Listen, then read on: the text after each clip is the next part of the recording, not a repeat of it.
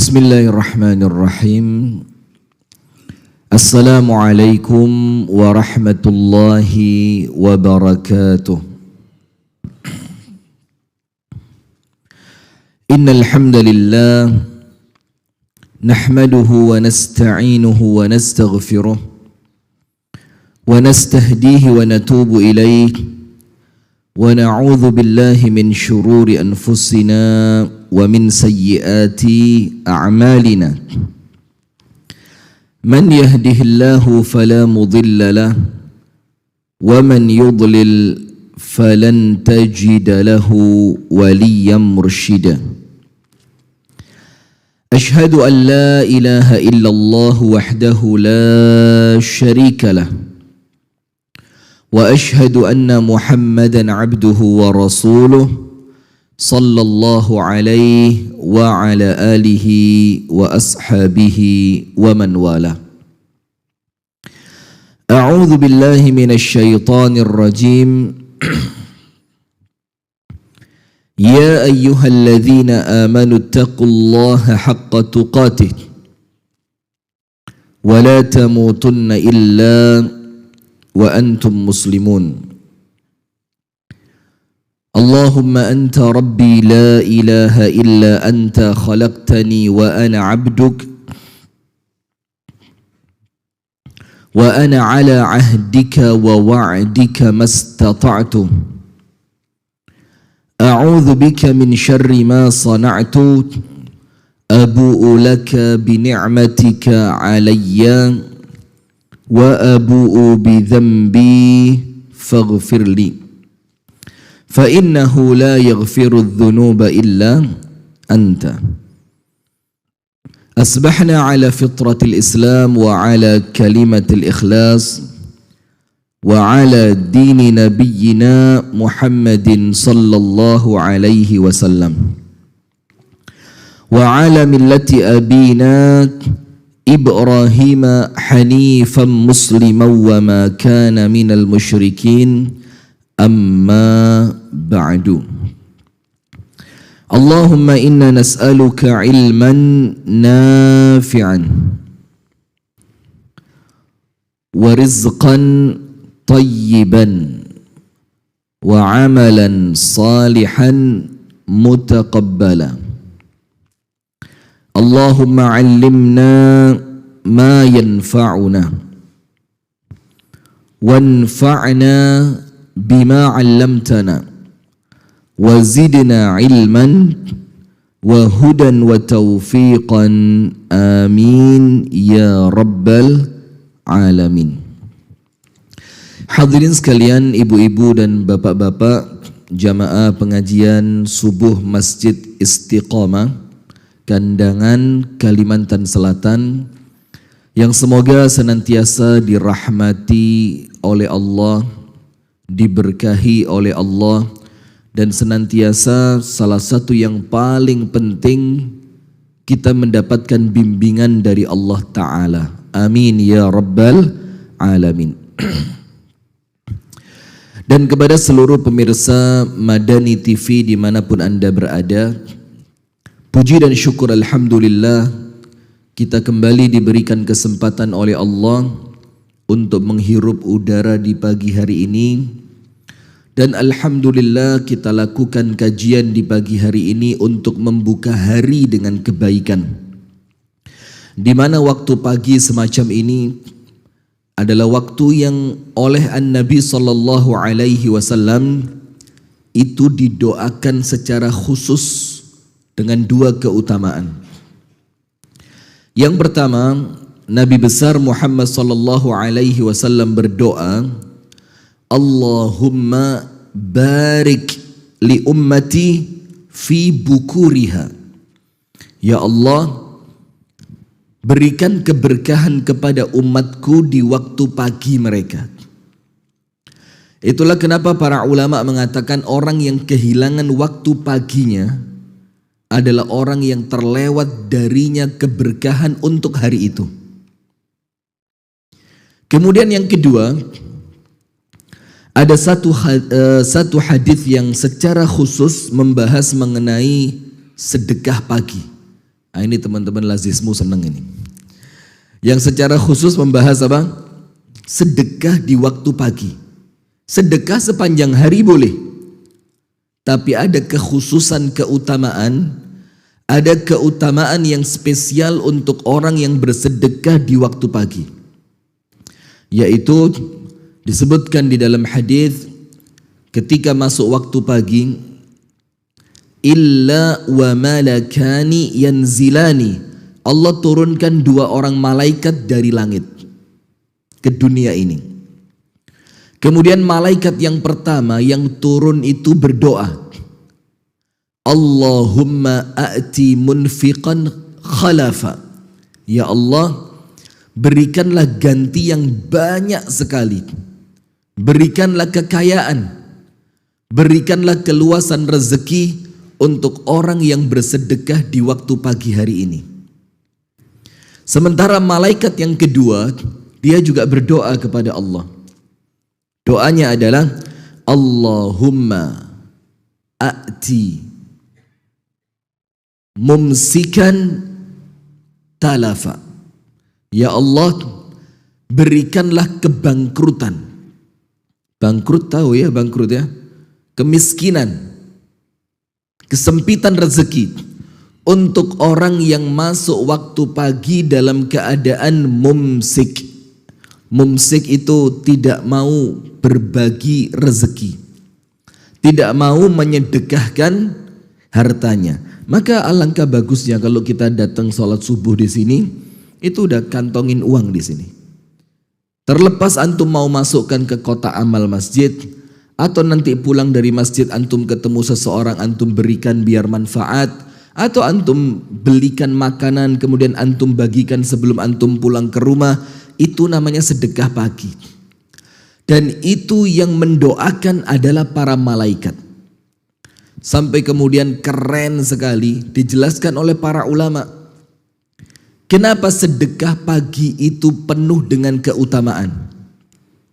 Dikarenakan di waktu pagi banyak orang-orang yang risau nanti anakku mau sarapan apa.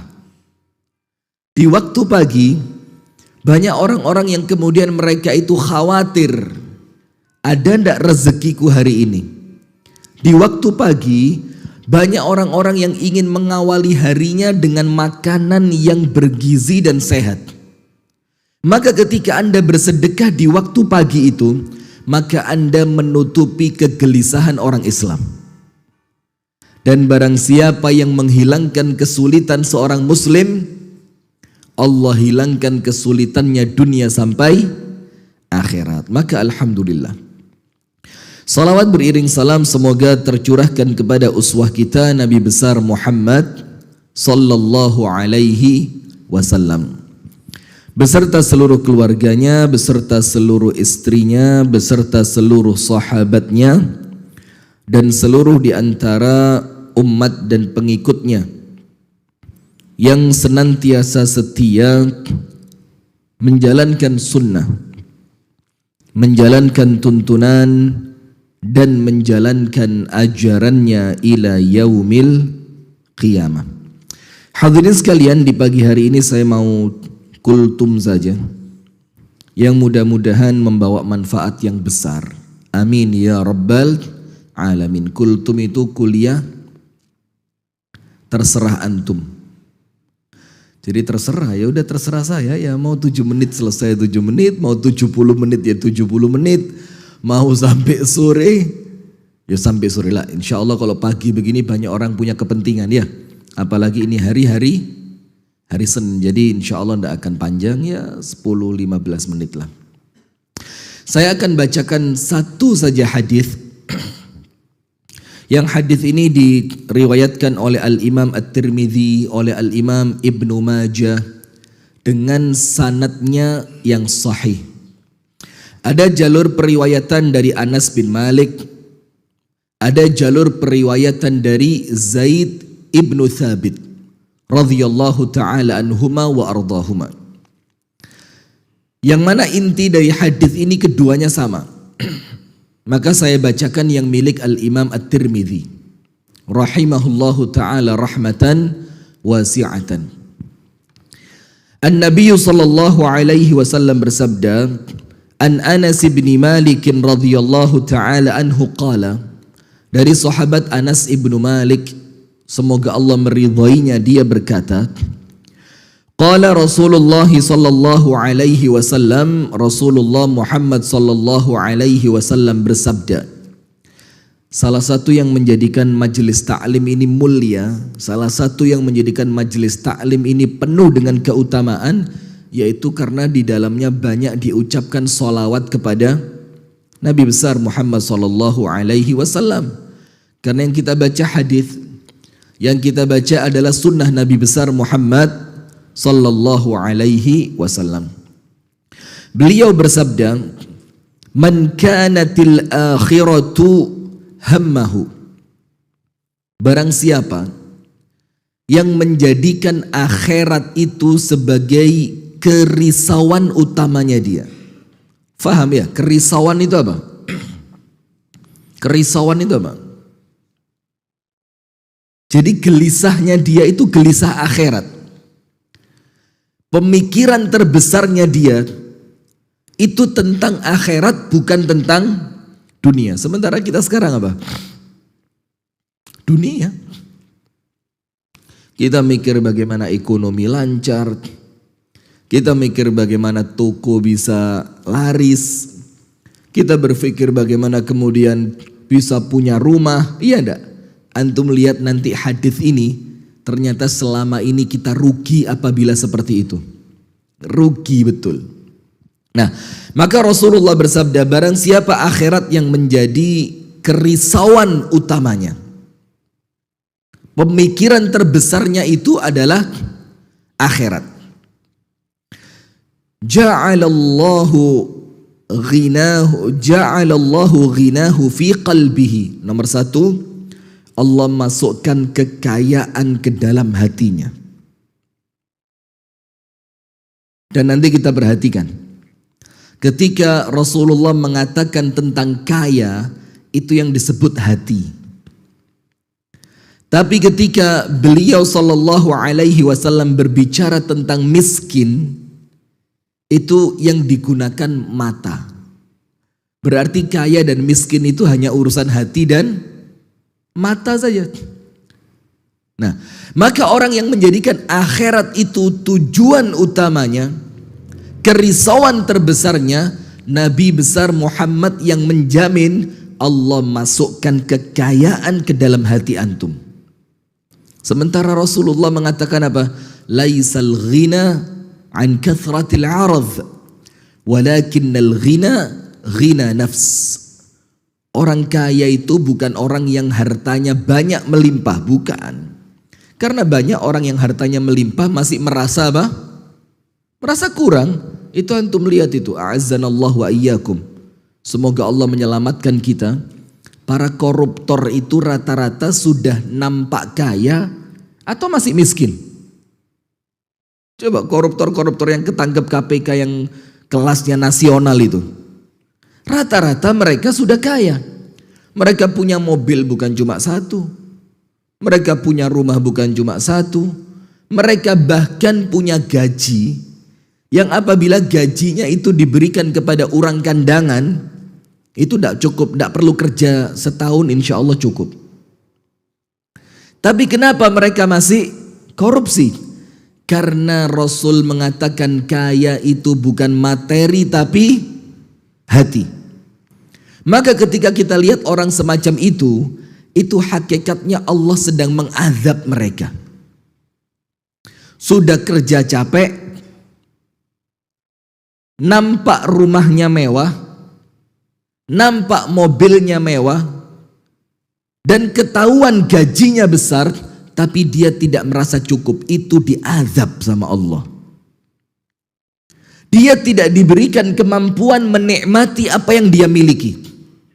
Sementara lihat orang lain yang kerjanya biasa, jumlah materi tidak seberuntung mereka, tapi bisa tertawa di rumah, bisa tenang dengan anak dan istrinya, bisa menyempatkan sholat di masjid 5 waktu sehari, bisa sempat membaca Al-Quran. Sementara mereka yang sudah kaya, hidupnya dikejar waktu. Meeting sana, meeting sini, MOU sana, MOU sini. Antum perhatiin enggak yang seperti itu?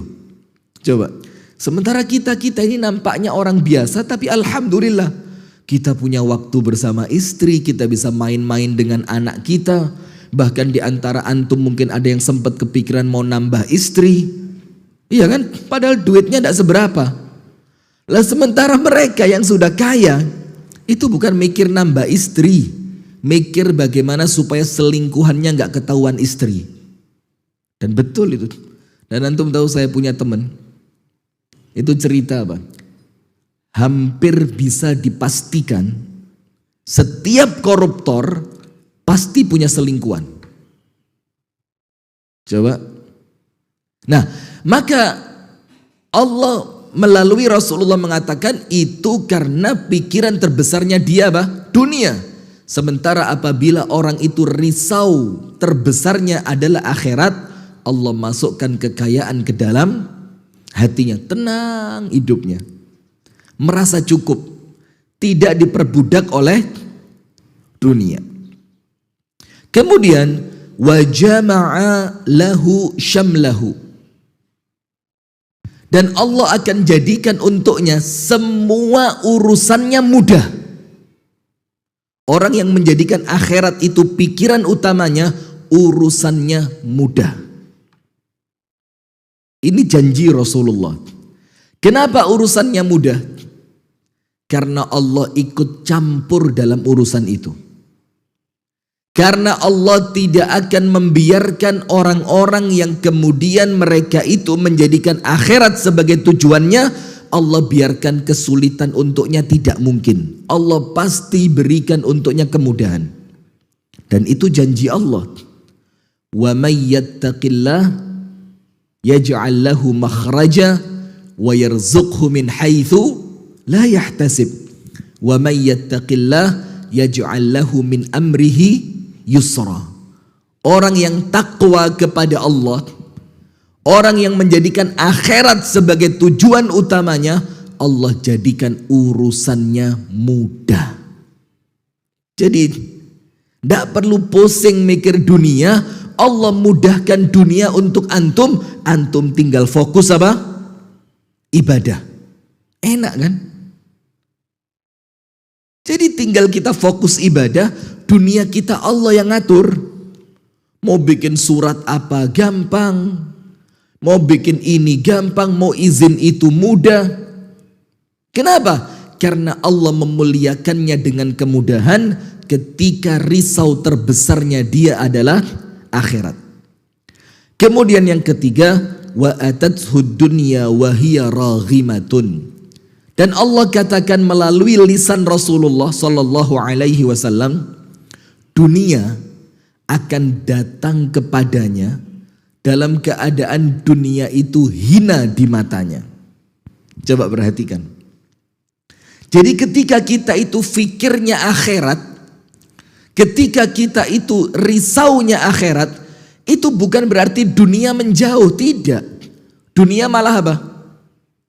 Antum pergi, dia yang mendatangi antum. Maka tahu ucapan Asy-Syaikh Al-Mutawalli Asy-Sya'rawi rahimahullahu ta'ala. Beliau bilang apa? Ini antum pegang.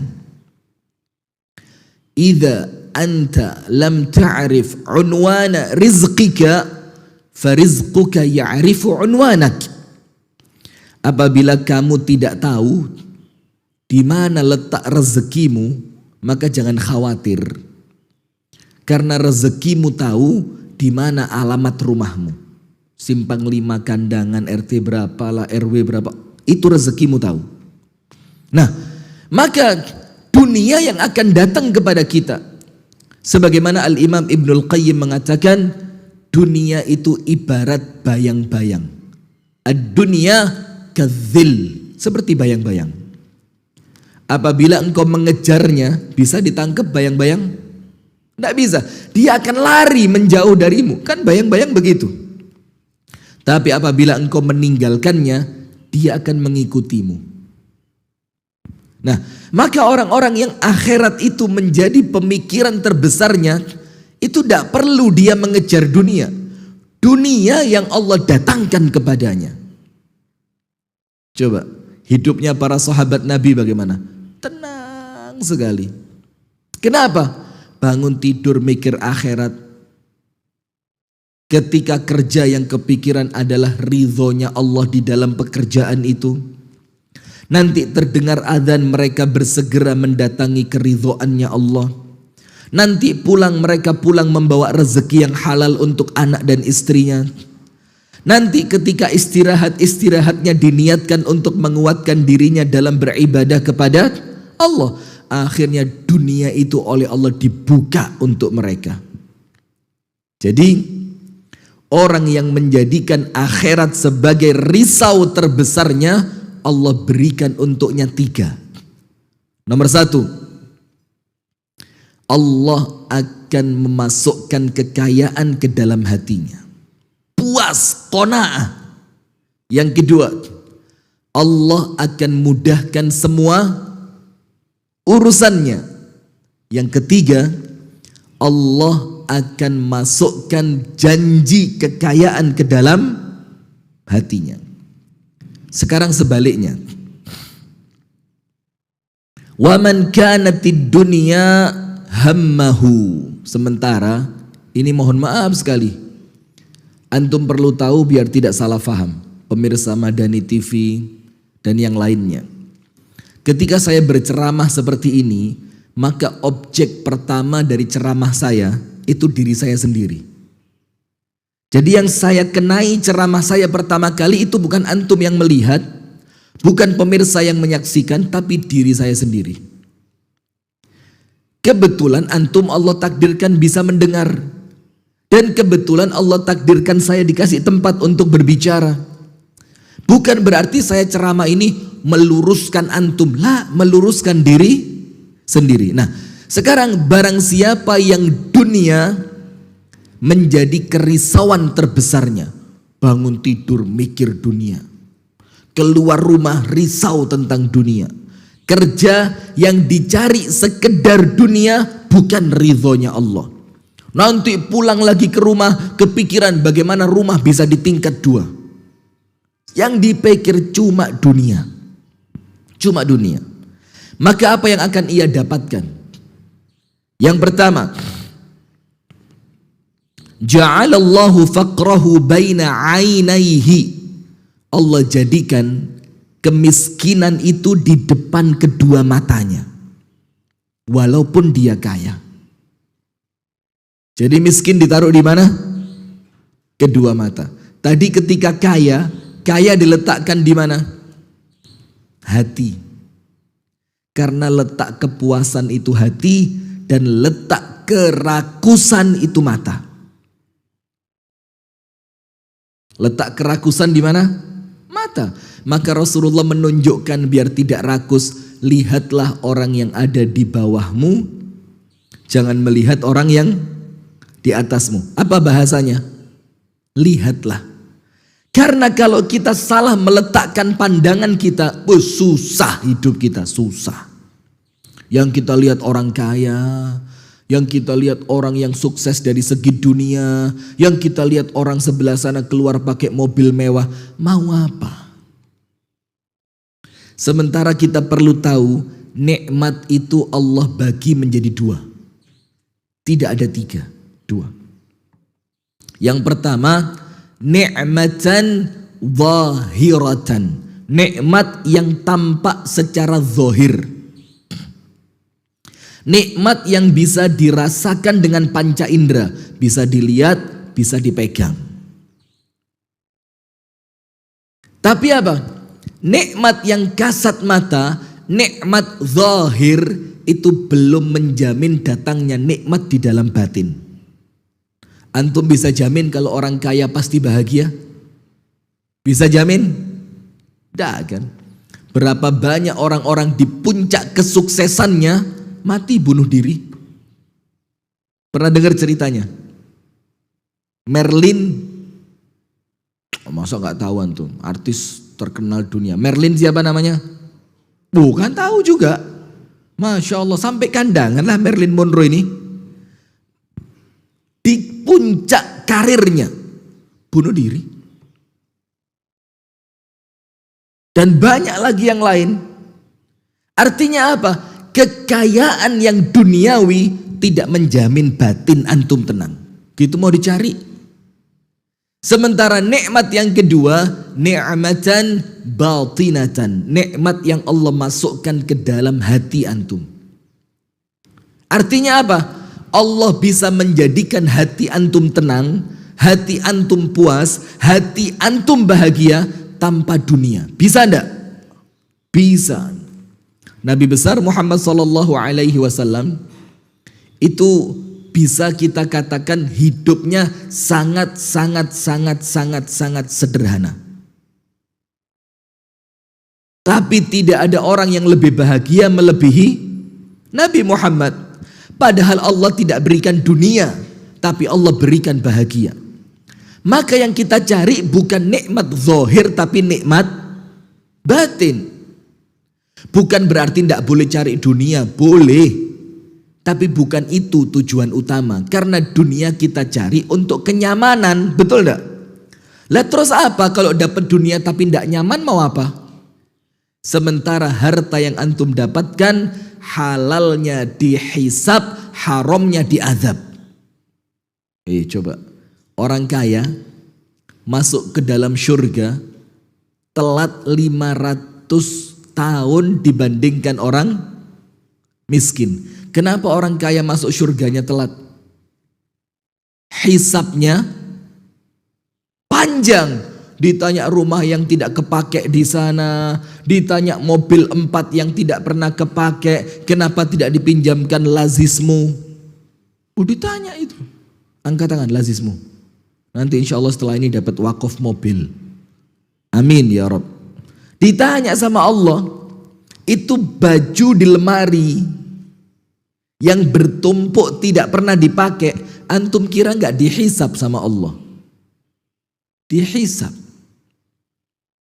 Sampai Rasulullah mengingatkan kita, bang, al-baitu thalathu ghuraf, dalam hadis yang hasan. Rumah itu idealnya kamarnya 3. 3 ini bukan jumlah ya, fungsi apa? Fungsi. Yang pertama, baitun li ahlil bait zauj wa zaujah, kamar untuk suami dan istri. Yang kedua, baitun lil aulad, apa? Ghurfatun lil aulad, kamar untuk anak-anak. Yang ketiga, ghurfatun lil dhaif, kamar untuk siapa? Tamu. Warabi'atu lisyaitan. Rasulullah bilang apa? Kalau ada kamar kosong yang keempat, itu ditempati setan. Maka antum pernah dengar enggak, rumah kalau enggak dihuni biasanya menjadi rumah angker kan? Angker, tahu angker? Yang menyeramkan. Memang betul, karena sesuatu yang kosong akan ditempati siapa? Setan. Sementara kita ini nafsu bikin rumah besar, kamarnya banyak, kada ada orangnya. Apa terus? Gak ada orangnya. Terus tidak takut sama Allah dihisab begitu. Nah, maka hadirin sekalian, Allah jadikan kemiskinan itu di mana? Di matanya. Walaupun dia orang yang paling kaya. Itu ketika dunia menjadi risau terbesar. Yang kedua, wa farraqa alaihi syamlah. Allah jadikan urusannya ruwet. Ngerti ruwet? Ribet. Ngurus ini gak beres, ngurus itu gak beres, pengen ini gak dapat, pengen itu gak dapat, mau ke sana gak bisa, mau ke sini gak bisa. Ruwet. Allah bikin susah urusannya dia. Hukuman karena dia lebih mengutamakan dunia dibanding akhirat. Dan Allah ingin Anda tahu kenapa dunia oleh Allah dipersulit, urusannya dibikin ribet. Untuk orang-orang yang menjadikan dunia sebagai tujuannya, karena Allah ingin menyadarkan mereka bahwa dunia ini tidak akan memudahkan dirimu. Antum tahu, kalau memang dunia ini mudah, maka orang yang paling pantas dapat kemudahannya dunia Nabi Muhammad sallallahu alaihi wasallam. Tapi Nabi Muhammad bilang apa? Allahumma la aisha illa aishul akhirati. Apa artinya? Ya Allah, tidak ada kehidupan yang hamba cari kecuali kehidupan akhirat. Antum tahu kapan doa ini sama Nabi Muhammad dibaca? Ketika Nabi Muhammad membaca Allahumma la aish illa aishul akhirah. Ya Allah, tidak ada kehidupan yang aku cari kecuali kehidupan akhirat. Kapan Rasulullah baca doa ini? Kapan? Ketika merasa dunia itu menyakitkan. Sehingga Rasulullah menyadarkan dirinya, sudahlah, sakit itu, sulit itu, ribet itu, capek itu, itulah hakikatnya dunia. Sehingga menghibur dirinya dengan mengucapkan, biarlah dunia susah, yang penting akhirat selamat. Kita enggak. Kita kepingin dunia bahagia walaupun akhirat hancur. Betul enggak? Pengen jadi PNS, macam apa caranya? Pengen jadi PNS gimana? Jujur, jangan pura-pura kada tahu lah. Hah? Ada sesuatu atau lurus-lurus saja? Jujur, gimana? Itu nyari dunia menghancurkan akhirat. Antum tahu apa Rasulullah katakan? Nanti di akhir zaman kalian akan lihat rajulun yusbihu mu'minan wa yumsi kafiran. Pagi hari beriman, sorenya kafir. Wa yumsi mu'minan wa yusbihu kafiran. Sore beriman, pagi kafir. Sampai para sahabat kaget, ya Rasulullah, secepat itu mereka berubah dari keimanan menuju kekufuran. Apa Rasul katakan sebabnya? Yabi'u dinahu bi'aradhin minad dunya. Karena mereka menjual akhiratnya untuk mendapatkan sedikit kenikmatan dunia. Mereka jual apa? Akhiratnya. Mau jadi anggota DPR, mau pemilu, apa yang dilakukan? Jangan pura-pura nggak tahu ya. Cuma saya ngomong vulgar sekarang nggak berani. Ini live televisi, dikit-dikit somasi. Serem sekarang. Maka jangan nyebut nama, tempat, kelompok, suku. Aman insya Allah. Sekarang salah dikit ngomong somasi, tuntut, lapor. Kok Indonesia sekarang nampaknya menyeramkan sekali ya? Kok Indonesia ini sekarang nampaknya hilang ramah tamahnya? Zaman saya SD, saya belajar pelajaran PPKN dan IPS. Kemudian seni dan budaya, itu dipelajari waktu saya SD. PPKN itu pendidikan Pancasila. Kemudian ada IPS, ilmu pengetahuan sosial tentang masyarakat. Kemudian ada lagi apa? Seni dan budaya. Itu intinya satu, masyarakat Indonesia masyarakat yang ramah tamah, sopan santun, gotong royong, gemar membantu. Itu enggak? Sekarang masih ada. Sekarang dikit-dikit apa? Bakar. Sekarang dikit-dikit apa? Hancurkan. Ada pencuri sendal di masjid, hadirin. Antum enggak malu sama Allah? Pencuri sendal di masjid, hancur mukanya. Ya Allah. Seharusnya pencuri sendal ke masjid itu antum malu. Kenapa sampai nyuri sendal? Lazismu harus bergerak itu. Kenapa pian curi sendal? Kada ada fulus, kada beli makan. Begitu. Ini dipasang fotonya, dipukulin. La ilaha illallah.